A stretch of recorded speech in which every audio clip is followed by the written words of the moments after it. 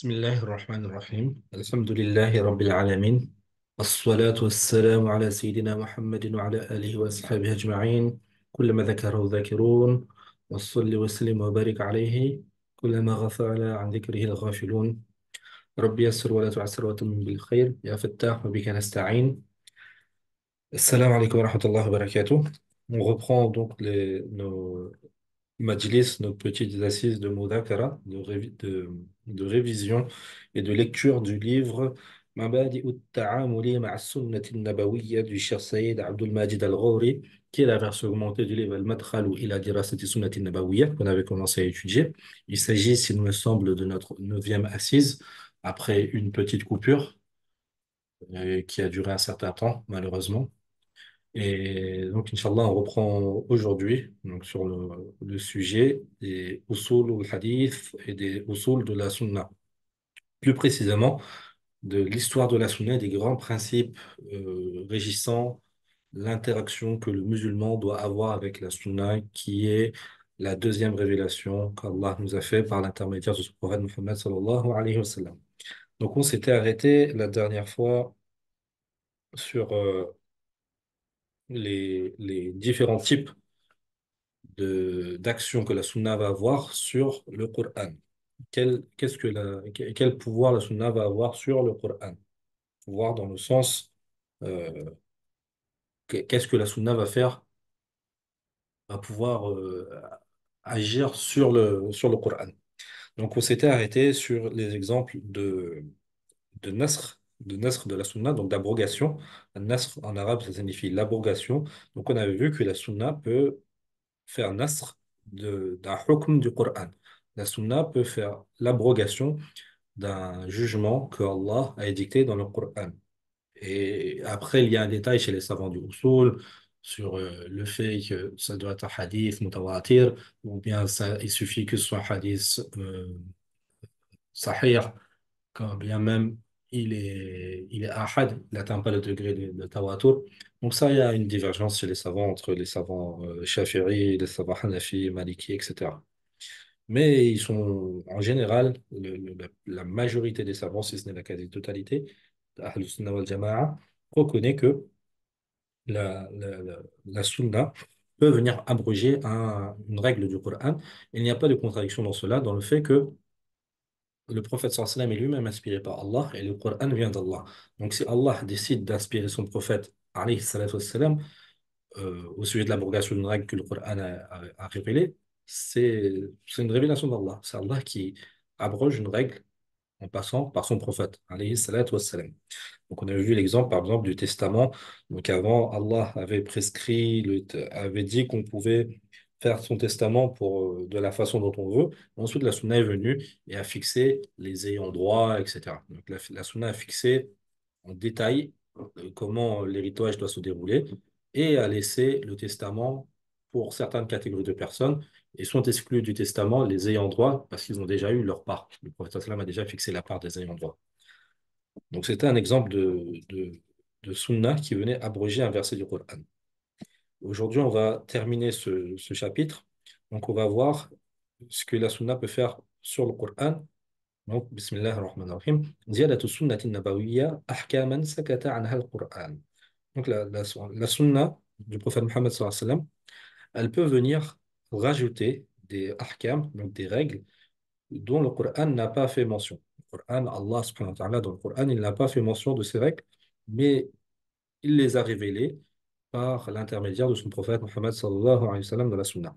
Donc, جاءت السنة بأحكام زائدة على ما في القرآن فأوجبت أمرا سكت القرآن عن إيجابه وحرمت أمرا سكت القرآن عن تحريمه وهذا النوع من الزيادة يعبر عنه استقلال السنة بالتشريع. Donc la sunna, elle vient avec la sunna peut venir avec des règles, des ahkam, des jugements qui sont en plus que ce qu'on trouve dans le Coran. Donc la sunna peut venir faire établir un hukm de wujub, dire que établir une obligation, et cette obligation, c'est une chose dont le Coran n'a pas parlé de l'obligation de cette chose.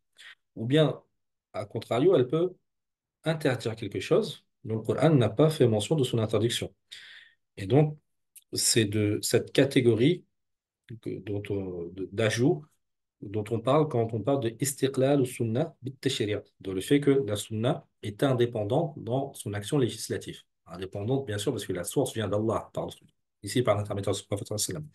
Et parmi les exemples de cela, le Cheikh Saïd Abdel Majid nous donne Salat al-Safar, التي لم تذكر في القرآن فبينتها السنة كما جاء في حديث عائشة رضي الله تعالى عنها أنها قالت فرضت الصلاة ركعتين ركعتين في الحضر والسفر فأقرت صلاة السفر وزيد في صلاة الحضر. Donc, la prière du voyageur. La prière du voyageur, le Coran ne parle pas de comment faire la prière du voyageur. Mais c'est la sunna qui va venir clarifier cela dans un hadith qui est rapporté par Aïcha, qui est rapporté par Aïcha du prophète Mohammed sallallahu alayhi wa sallam, notre mère Aïcha radiallahu ta'ala anha, l'épouse du prophète sallallahu alayhi wa sallam. Et ce hadith est rapporté par l'imam Abu Dawud dans son sunan, Kitab al-Wasaya. Donc elle dit, Furidat as-salat wa rak'atan rak'atayn. Donc la salat a été rendue obligatoire, c'est-à-dire au départ, rak'atan rak'atayn. La salat c'était deux rak'at, deux rak'at. Donc il n'y avait pas de salat de quatre rak'at. Le zuhr était deux rak'at, le, Asar était de Rak'at et Isha, etc. في الحضر والسفر. Et il en était ainsi que peu importe que l'on soit muqim, donc c'est-à-dire que l'on ne soit pas en état de voyage, qu'on soit résident, ou bien que l'on soit en voyage. فأقرت صلاة السفر. Ensuite, فأقرت صلاة السفر. Ensuite, la salat, lorsqu'on est voyageur, a été laissée ainsi, donc deux rak'at. Wazid a fait salat al-hadr. Mais il a été augmenté en nombre de raka'at dans la salat du résident, de celui qui n'est pas en état de voyage. Donc, par exemple, le Zohar, il est passé à 4, Asar à 4, et Aïcha à 4. Et donc, le hadith de Aïcha se finit ici. Bien sûr, on reconnaît que chez les savants du fiqh, il y a des divergences au sujet de cela. Est-ce que le asl, c'était le fait de faire deux, ou le fait, ou bien le asl, c'était quatre, et après ça diminue, etc. Ce- Ici, c'est pas on n'est pas dans un sujet de fiqh, on va dire. Là, on utilise ce hadith pour faire istidlal, pour prouver le fait que la sunna va venir détailler des règles et détailler des ahkams qui ne sont pas cités dans le Coran. Un autre exemple, c'est tahrim al-jam'i bayna al-mar'ati wa ammatiha. Donc, c'est l'interdiction de se marier simultanément avec une femme ainsi que sa tante.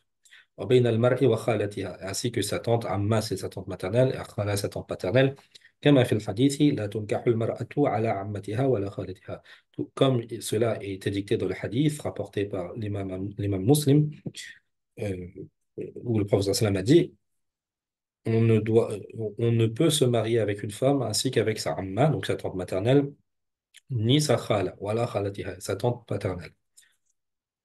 Un troisième exemple, c'est tahrim al-dhahab Wal-harir ala rijal, c'est l'interdiction du fait de porter de la soie ou bien de l'or pour les hommes.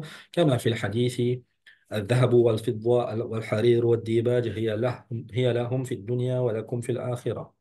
Donc de ce hadith qui est rapporté par l'imam al-Bukhari dans son Sahih, le prophète sallallahu alayhi wa sallam a dit al-dhahabu wal-fidda, donc l'or et l'argent, wal-harir wal-dibaj, la soie et le velours, hiya lahum, elle est pour eux. Et les savants du hadith, ils ont dit yani lil kuffar wal mushrikin, pour eux, c'est-à-dire les kuffars et les mushrikoun, les polythéistes, fit dunya, elle est pour eux dans ce dunya, wa lakum fil akhirah, mais cela est pour vous dans l'akhirah, c'est-à-dire que c'est khas, c'est spécifique pour autoriser, laisser aux mushrikoun et kuffar dans ce dunya, mais ce sera une karama, une gratification pour les croyants dans l'au-delà, pour les croyants hommes.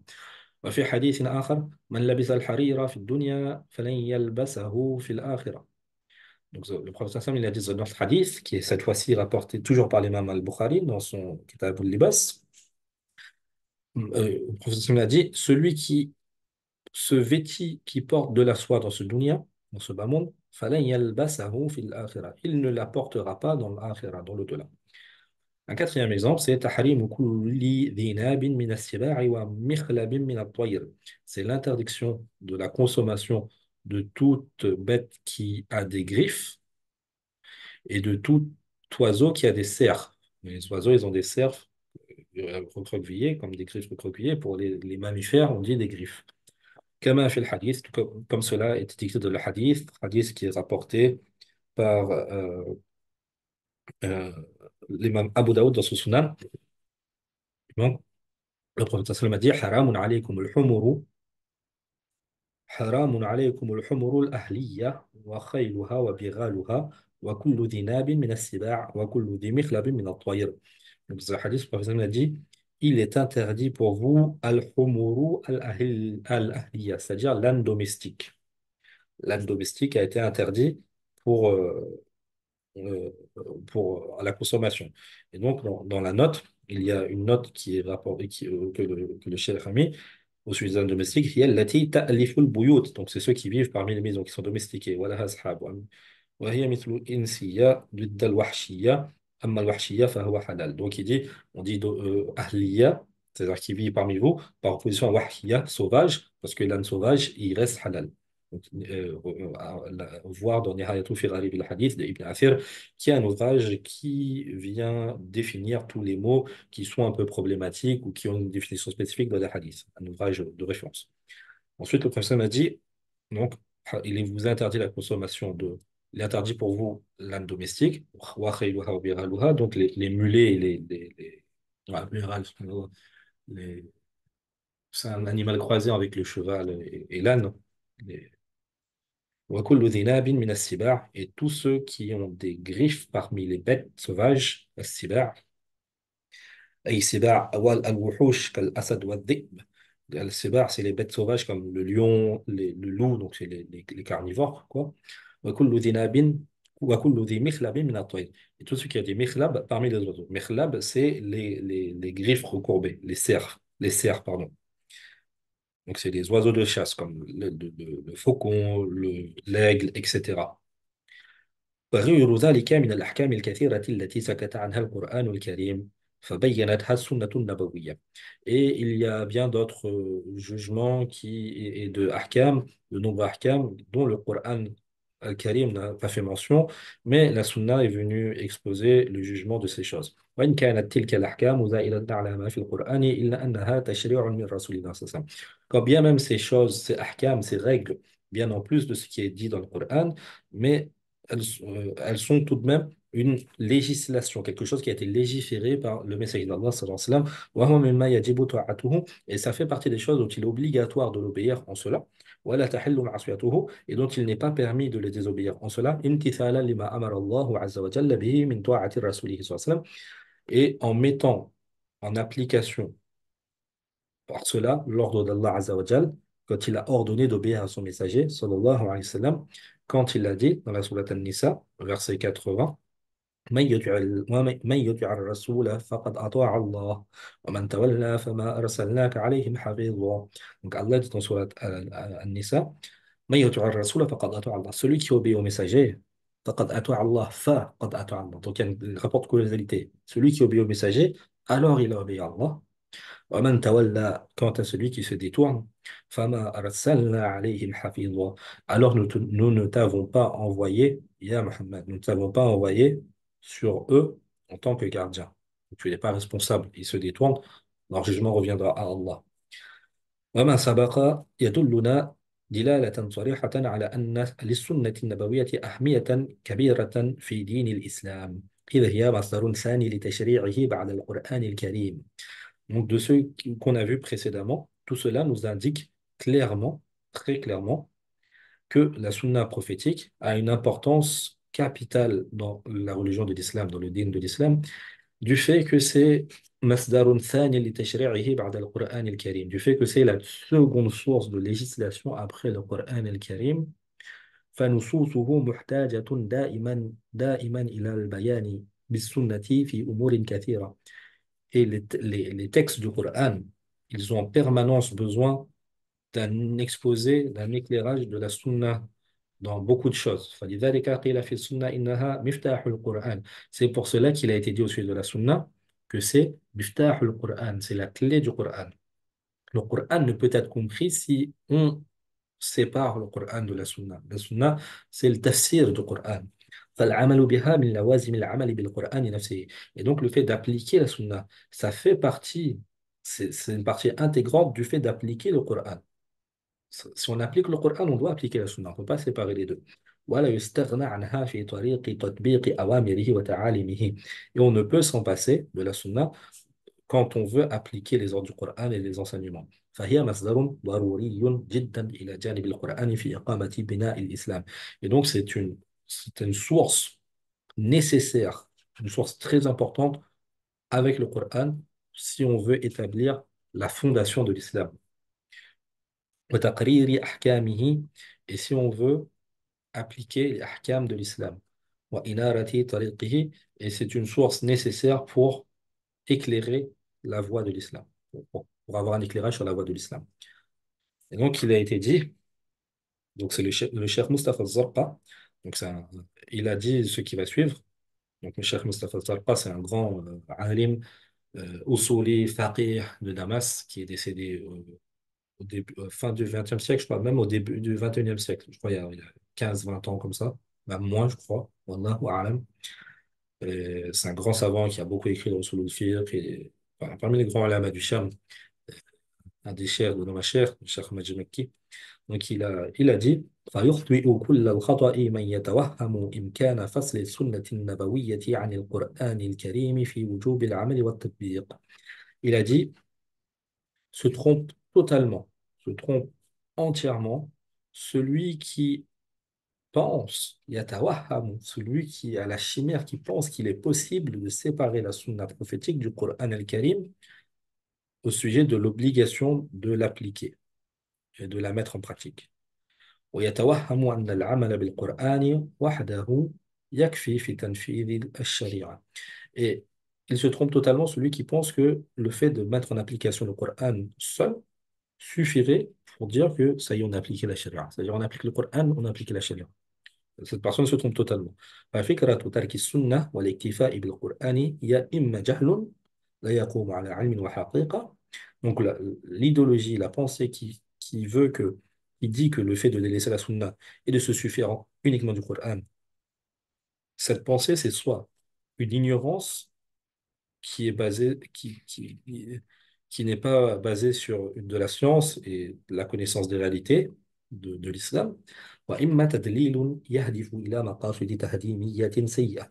Ou bien c'est une tentative d'égarement, d'égarer sciemment les gens, qui vise à directement, qui a des objectifs destructeurs, des objectifs maléfiques et destructeurs.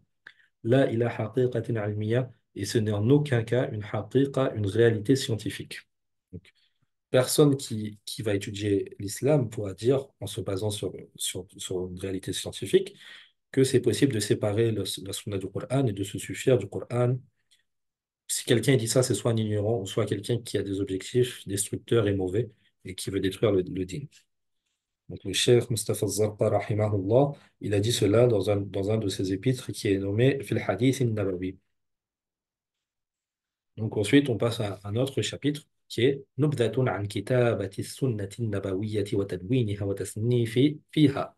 Donc on va voir quelques exemples, on va avoir un petit éclairage sur la mise à l'écrit de la sunna. Kitabati sunna, la mise à l'écrit de la sunna prophétique du prophète Muhammad sallallahu alayhi wa sallam, wa tadwiniha, sa compilation, ces différentes phases, mise à l'écrit, ensuite compilation de ces écrits, wa tasnifi fiha, et l'écriture d'ouvrages à ce sujet.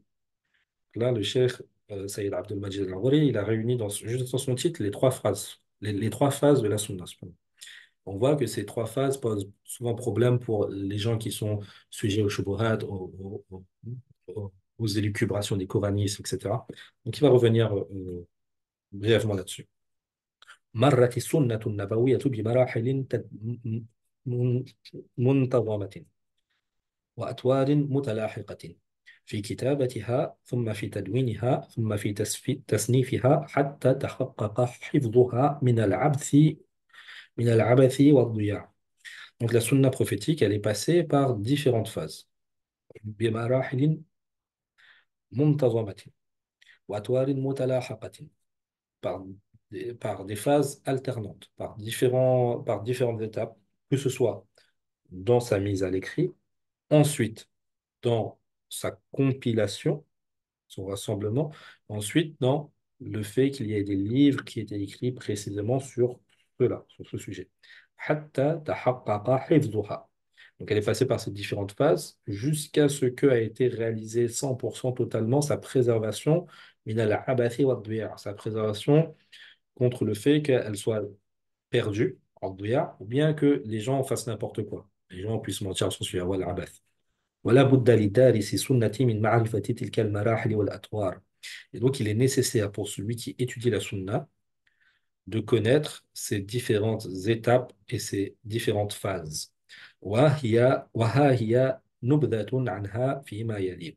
Et donc, on va voir dans ce qu'il suit un petit aperçu de cela. Donc, السنة النبوية في القرن الأول الهجري. Donc, la sunna dans le premier siècle de l'Égypte. لم تحفظ السنة النبوية كتابة بصفة عامة في عهد النبي صلى الله عليه وسلم كما حفظ القرآن الكريم. Donc la sunna du prophète Mohammed sallallahu alayhi wa sallam, elle n'a pas été préservée à l'écrit. Attention, c'est bien, elle a été préservée, mais pas à l'écrit, d'une façon générale, à l'époque du prophète Mohammed sallallahu alayhi wa sallam. Tout comme le Coran, lui, il a été, donc le Coran a été préservé du vivant du prophète sallallahu alayhi wa sallam. Il a été mis à l'écrit à temps des compagnons. Mais la sunna, de façon générale, cela n'a pas été fait à l'époque du prophète sallallahu alayhi wa sallam et de ses compagnons. وإن كتبها بعض الصحابة رضي الله عنهم برغبة منهم أحيانا. Quand bien même certains parmi les sahaba, qu'Allah les agrée, soient satisfaits d'eux, ont noté à l'écrit certains hadiths qu'ils ont entendus euh, parce qu'ils le désiraient de temps en temps. وبأمر من النبي صلى الله عليه وسلم أحيانا أخرى. Et d'autres fois, cela a été par un ordre du prophète Muhammad sallallahu alayhi wa sallam. كما نتحدث عن ذلك فيما يلي. Tout comme on va voir dans ce qu'il suit.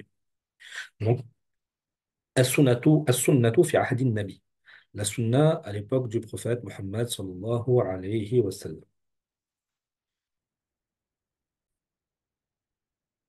On a une petite coupure, donc on disait la sunna prophétique durant l'époque du prophète Muhammad sallallahu alayhi wa sallam, du vivant du prophète sallallahu alayhi wa sallam.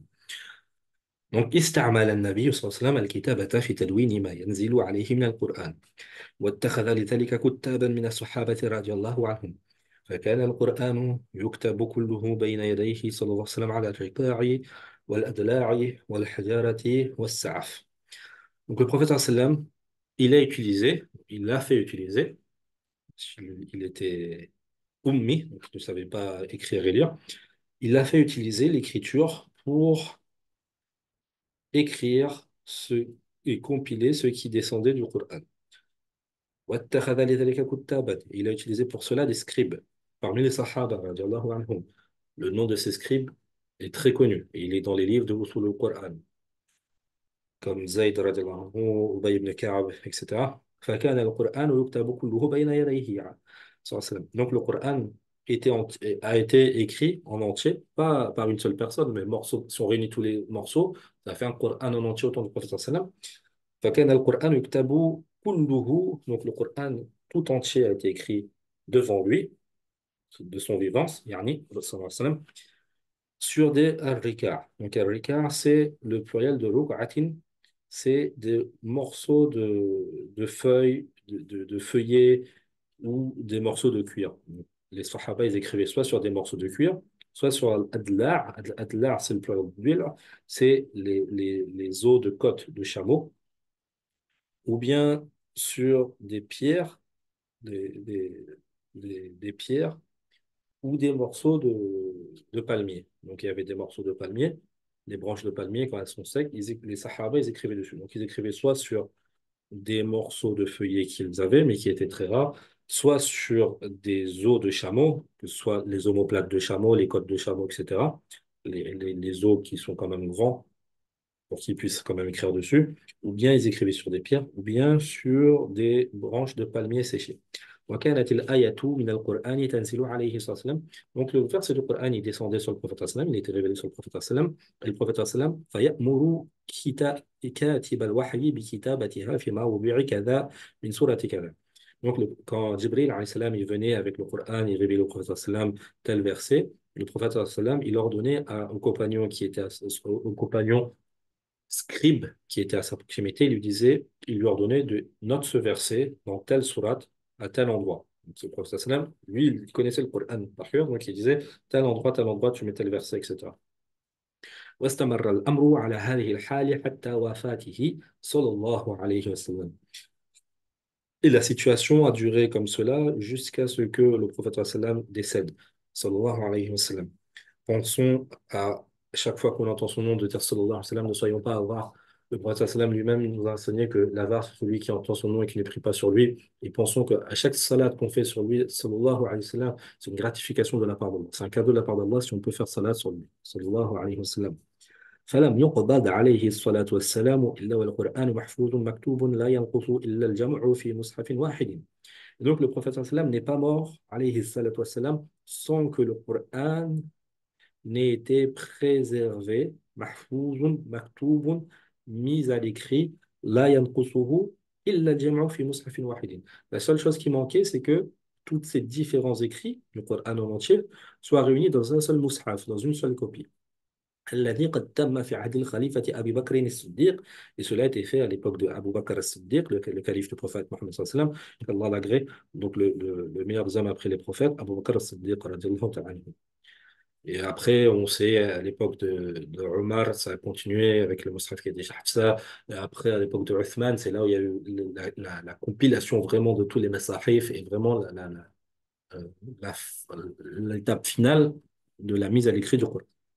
Et ça a commencé directement à l'époque d'Abu Bakr, qui a fait le premier Mus'haf, qui a ordonné de faire le premier Mus'haf. أما السنة فلم يكن شأنها كذلك. Mais la sunna, ce n'était pas ainsi.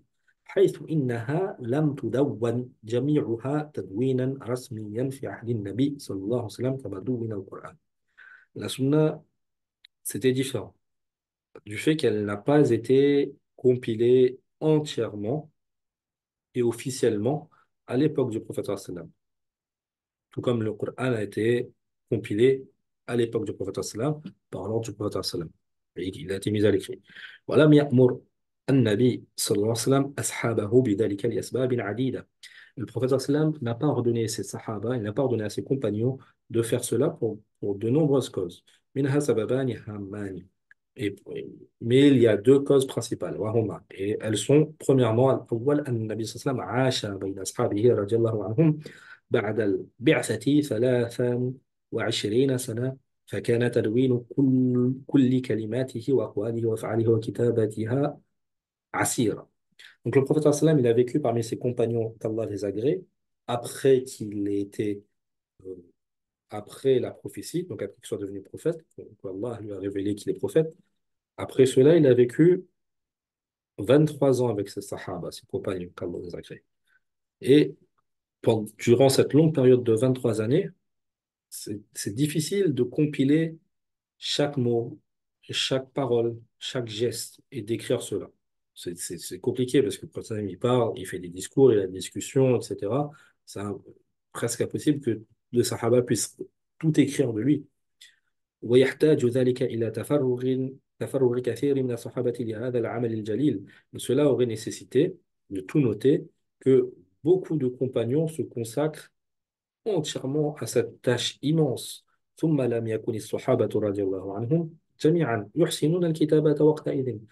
Et de plus, ce n'est pas la totalité des Sahaba qui savaient correctement écrire, voire qui savaient tout juste écrire à cette époque. بل كان الكتاب منهم أفرادا قلائل. Mais plutôt, les kutab, donc les scribes, les gens qui savaient parfaitement écrire parmi les Sahaba, ils étaient que quelques membres, très peu, que quelques individus. وكان جل تركيزهم أنذاك على جمع ما تفرق من سور القرآن الكريم وكتابته دون غيره.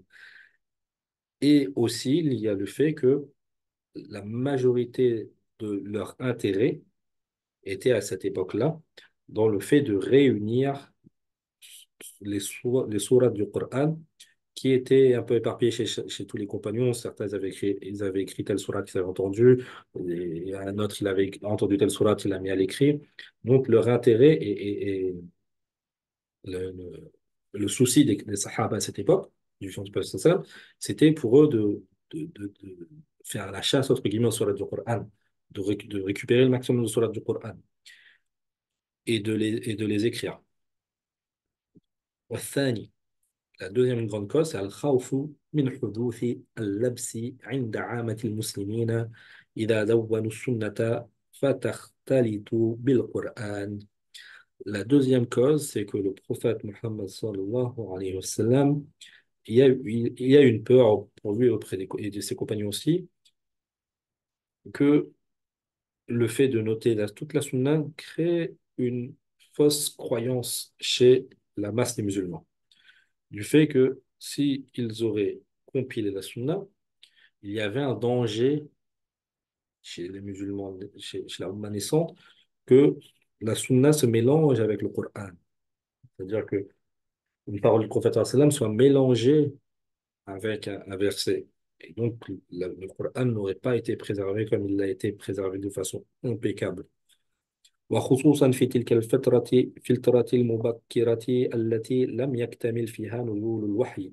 Et particulièrement à cette époque très tôt, donc c'était une époque très tôt dans l'histoire de la Ummah, une époque à laquelle la descente de la révélation n'avait pas été encore complète. Donc la révélation n'était pas encore complète. Donc il se peut que quelqu'un, le prophète dit un mot, il croit que c'est la révélation qui descend et il l'aurait noté et mélangé avec le Coran.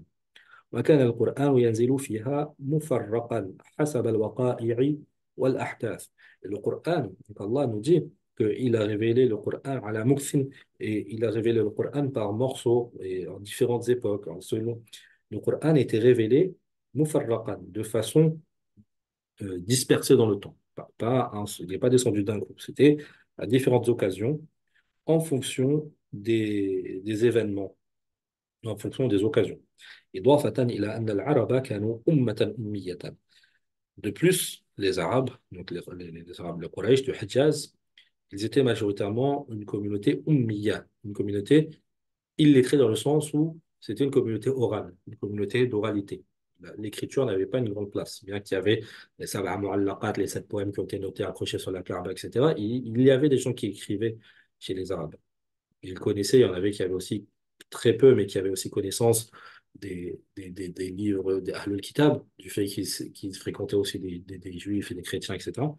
Mais il y a très peu de... C'était pas une société d'écriture, mais c'était une société orale. Donc, l'écriture n'était pas une chose commune. وكانوا يعتمدون على الذاكرة فيما يودون حفظه. Et ils s'appuyaient sur leur mémoire, pour ceux qu'ils voulaient préserver et garder. Donc, ils avaient une grande mémoire, tout comme dans les sociétés actuelles en Afrique, etc. Les gens ont une grande mémoire. ولذلك عرفوا بقوة الذاكرة وسرعة الحفظ. Et pour cela, les Arabes, donc, ils ont été connus pour la force de leur mémoire, la puissance de leur mémoire et la rapidité de leur apprentissage par cœur. وكان نزول القرآن مفرقا على آيات وسور قصيرة أدعى وأسهل للتفرغ لحفظه واستذكاره. Et Allah, il a facilité aussi la révélation du Coran, la descente du Coran, du fait qu'il l'a fait révéler en plusieurs parties, par morceaux, morceau par morceau, ayat par ayat, surat par surat, et des petites surat, des petits groupes de ayat. Et le fait qu'il a révélé le Coran de cette façon, c'était plus facile et ça a facilité pour les compagnons le fait de l'apprendre par cœur et le fait de le réviser et le fait de le garder dans leur poitrine. Parce que s'il aurait révélé tout d'un coup, ça aurait été compliqué. Tandis que, comme le Hafiz, il va apprendre petit à petit, sur plusieurs années, les compagnons, la révélation est descendue ainsi sur plusieurs années, et ils ont appris ainsi sur une période, ce qui est plus facile que d'apprendre tout d'un coup. أما السنة فكانت كثيرة الوقائع. Mais la sunna, donc la sunna qui est les actes, les gestes du prophète sallam, c'est l'approbation, comme on a vu au début de ce livre. Alors, il y a eu beaucoup d'occasions. Chaque occasion du prophète sallam, c'est une occasion de noter la sunna. Chaque discussion du prophète sallam, c'est une occasion de noter la sunna. شاملة لأعمال الرسول صلى الله عليه وسلم وأقواله منذ بدء الرسالة إلى أن توفاه الله عز وجل. Et la sunna, elle englobe l'ensemble des actes du Messie d'Allah, sallallahu alayhi wa sallam, l'ensemble de ses propos, depuis le début de la prophétie, donc depuis la première rencontre avec Jibril alayhi salam de Ghar al-Hira, jusqu'à ce que Allah l'a rappelé à lui, Azza wa Jal, فلو دونت السنة كما دون القرآن للازم أن يعكف الصحابة على حفظ السنة مع حفظ القرآن. Et donc, si la sunna aurait été compilée du vivant du prophète sallam dans sa globalité, tout comme le Coran a été compilé dans sa globalité, mis à l'écrit dans sa globalité autour du prophète sallam, cela aurait impliqué que les sahaba se consacrent totalement à apprendre par cœur la sunna, tout comme ils se sont consacrés à l'apprentissage par cœur du Coran. وفيه من الحرج الشديد والمشقة الكبيرة وهم حديث العهد بالإسلام. Il y aurait eu dans cela une grande gêne et une immense difficulté alors qu'ils étaient tout nouveaux en islam. Et Allah, il veut la facilité. يريد بكم اليسر ولا يريد بكم العسر. Il veut pour vous la facilité, il ne veut pas pour vous la difficulté. Comme il dit dans le Coran. وكان هذا السببان الرئيسان من أسرار عدم تدوين السنة في العهد النبوي.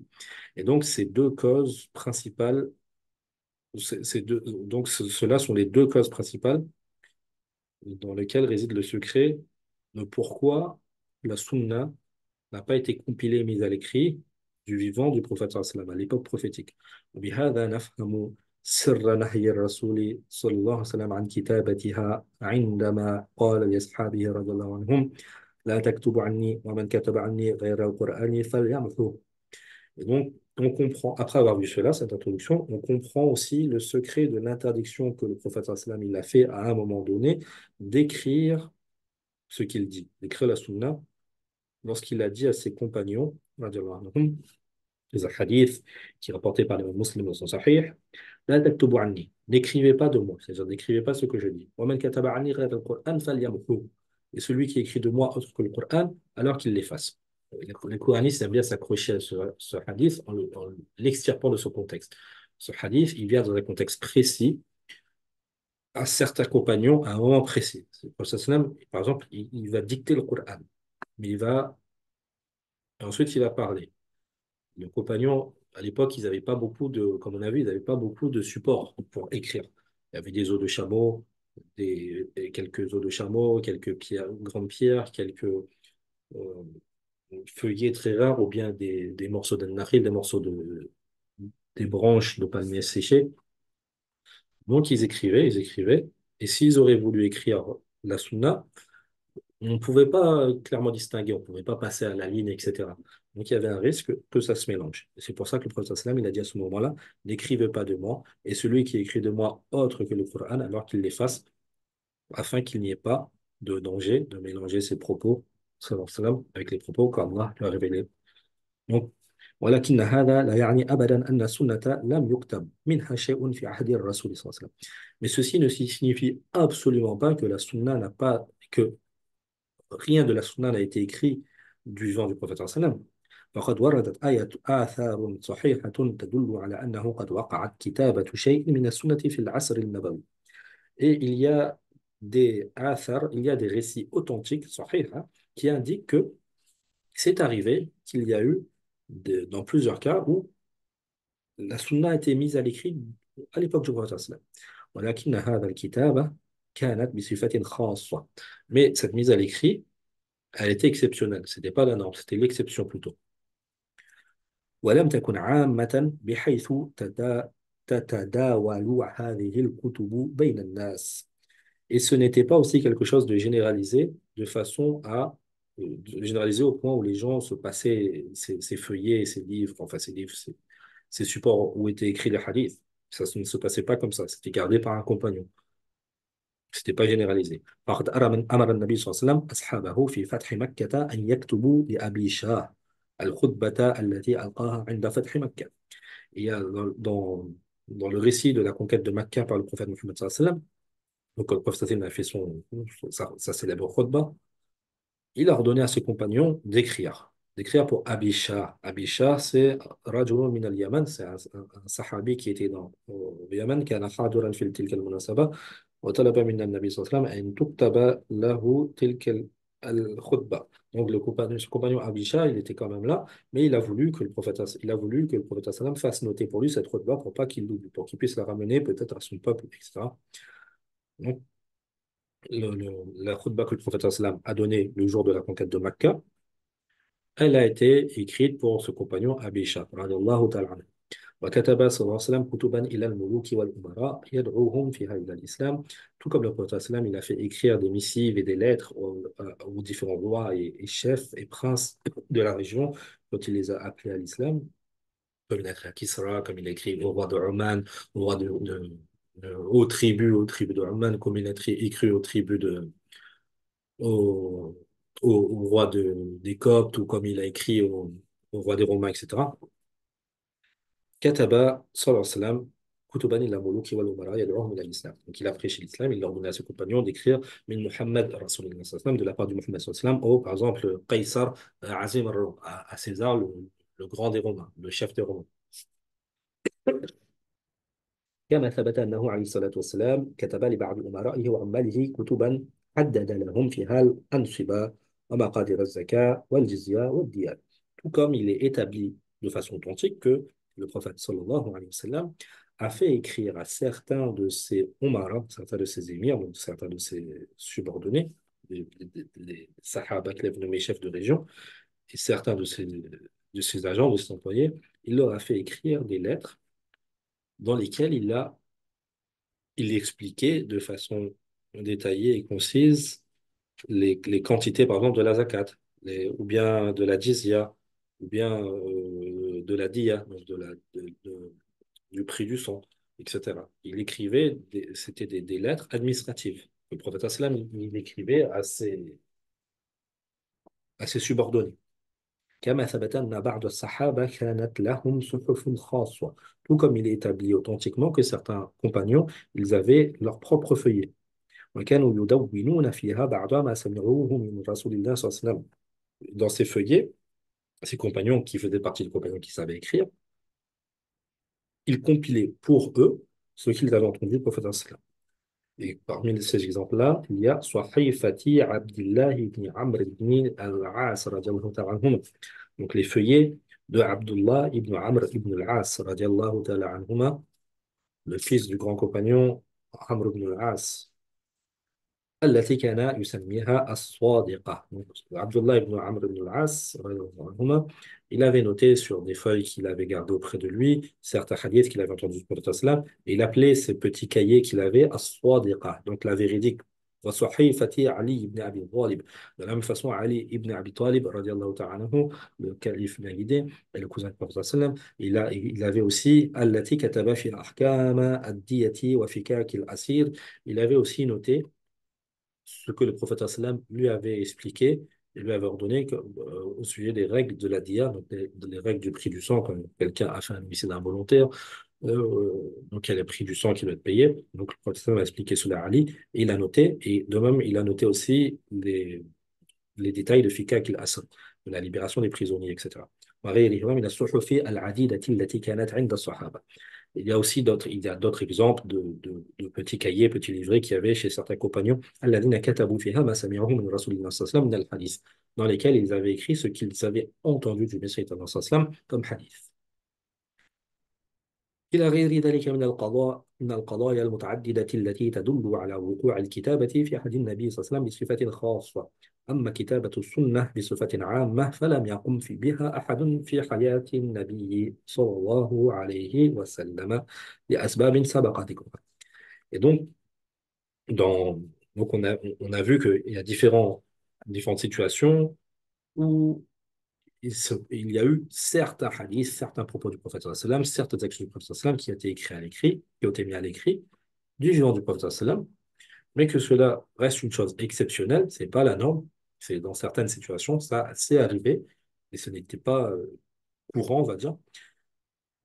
Et pour ce qui est de l'écriture, de la mise à l'écrit de la sunna de façon générale comme cela a été fait pour le Coran à l'époque du prophète sallallahu alayhi wa sallam, فلم يقم بها أحد في حياة النبي صلى الله عليه وسلم. Il n'y a pas un compagnon qui s'est dit je vais suivre le prophète sallallahu alayhi wa sallam et je vais noter tout.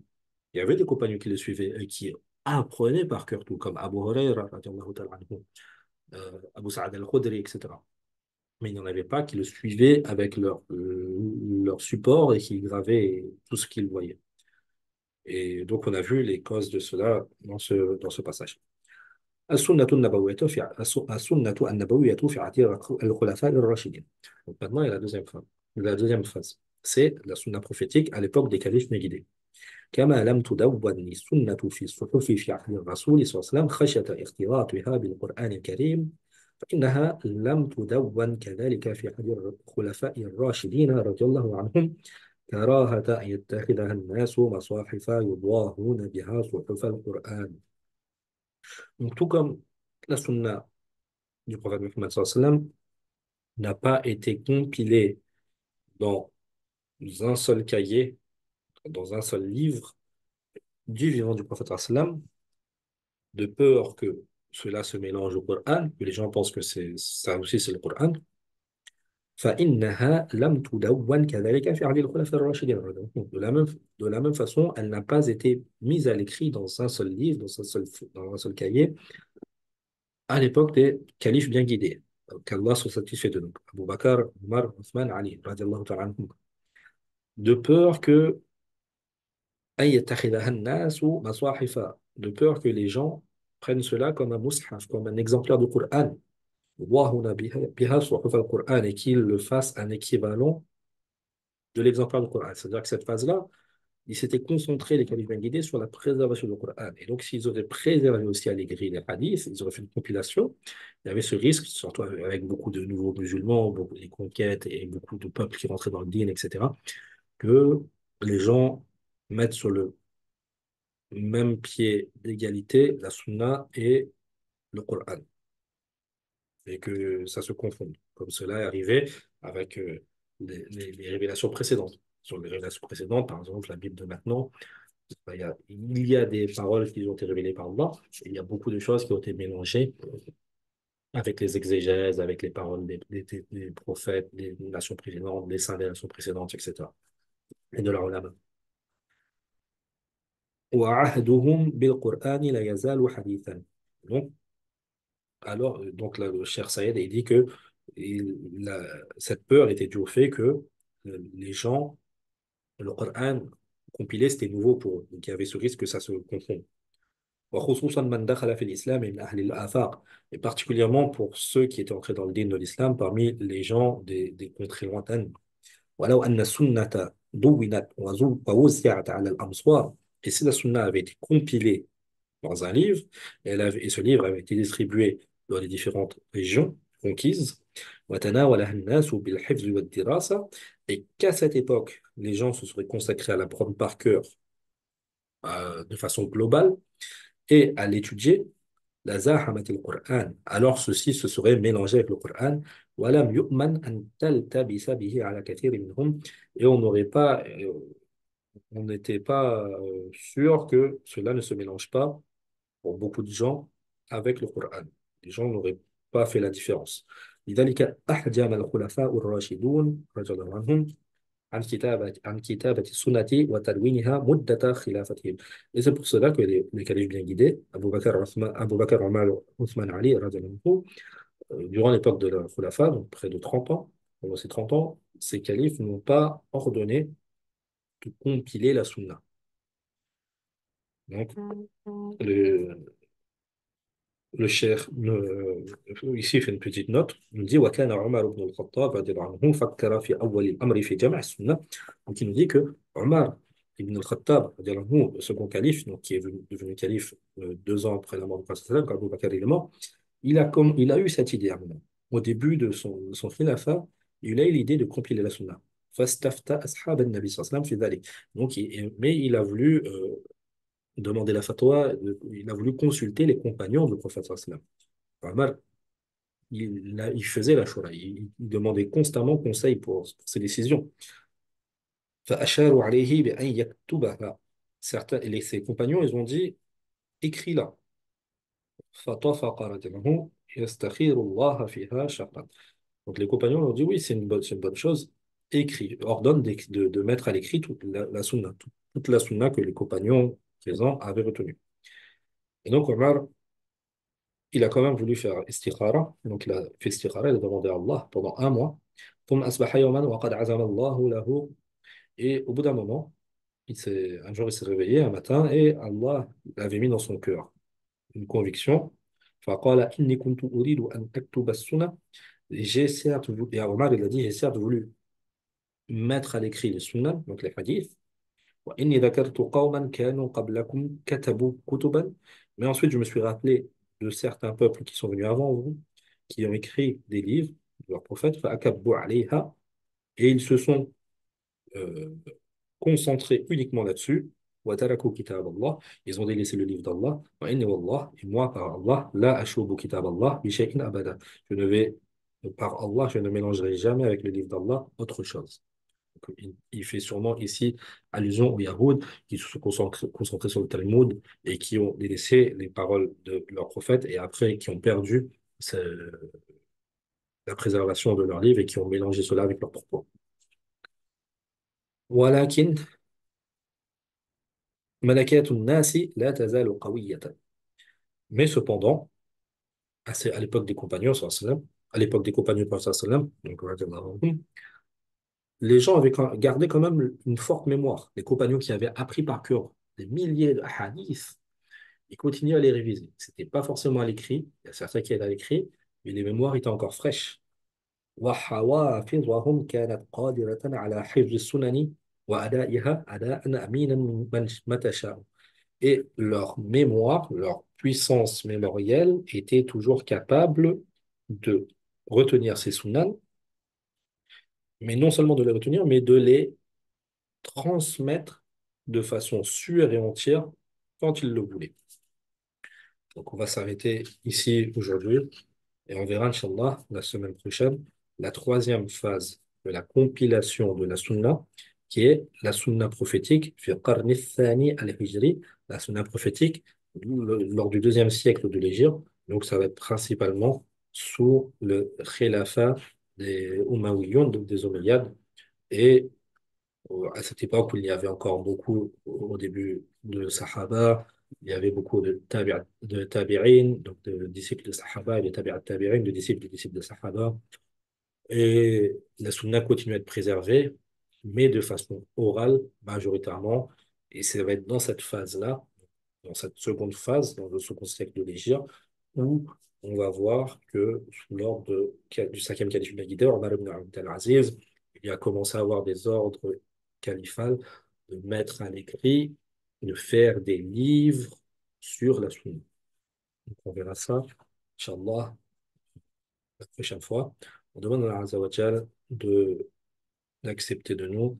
On demande à Allah Azza wa Jal de nous compter parmi Ahli Sunnati wal Jama'a. Quand on dit sunnite, ce n'est pas forcément, il ne faut pas que ce soit juste une sunnite par exemple des chiites, mais des gens qui aiment la sunna du prophète sallam, qui aiment le prophète sallam, qui vivent pour la sunna du prophète sallam, qui veulent appliquer la sunna du prophète sallam, qui veulent apprendre la sunna du prophète sallam, qui veulent répandre la sunna du prophète sallam, qui veulent faire revivre la sunna du prophète sallallahu alayhi wa sallam. Et qui aiment parler de la sunna du prophète sallallahu alayhi wa sallam parce que pour eux, c'est comme s'ils sont avec le prophète sallallahu alayhi wa sallam. En plus, ça leur fait faire des salawats sur le prophète sallallahu alayhi wa sallam. Demande à Allah qui nous compte parmi les proches du prophète sallam, dans ce bas monde et dans l'au-delà, qu'il nous ressuscite avec lui, qu'il nous fasse boire de son bassin, al-Kawthar, de sa main, et qu'il nous mette sous son livre et qu'il nous accorde son intercession. On demande à Allah Azza wa Jal aussi, de par notre amour pour le prophète sallam, de secourir la umma du prophète sallam, de soulager la umma du prophète sallam, de terrasser les ennemis de la umma du prophète sallam et d'aider la Ummah du prophète sallam, particulièrement à cette époque où la Ummah du prophète sallam souffre énormément, surtout euh, dans la région bénie du Cham et la région bénie de Palestine, autour d'Al-Quds, à Gaza.